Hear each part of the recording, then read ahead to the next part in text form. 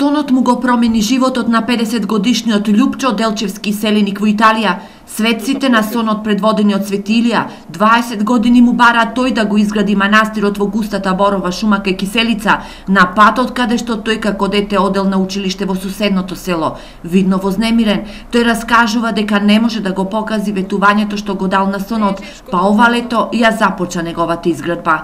Кога го сонував, од таму идевме по патот и сите светци беа тука насобрани и едно од потесната фамилија ми го зедоа го доведоа тука и ми рекоа или ќе го градиш манастирот или ќе даеш курбан. Кога го обеќав дека ќе го правам манастирот, Свети Илија, кога требаше да го прави курбанот, му се свитка ножот и го ослободија членот од моето семејство.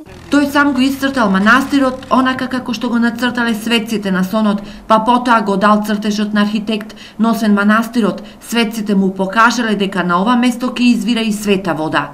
Овде, на ова место, од твоја рака и ќоров може да прогледне.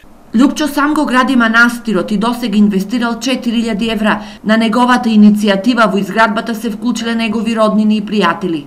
Доброволно, комшије тука, тоа е за здравје, да ти работи, се работи. Само не може опстане. Тебе поможе да и други од страна свет, собрани или фирми. Па ги замолуваме сите граѓани од општина Делчево и пошироко од општината кој сака да донира, има жиросметка, кој е хуман, кој сака да помогне за доброто, за здравјето, това овој објект. Манастирот посветен на светецот Илија треба да биде готов наредната година, а веќе оваа за празникот Илинден овде се одржал првиот верски собор.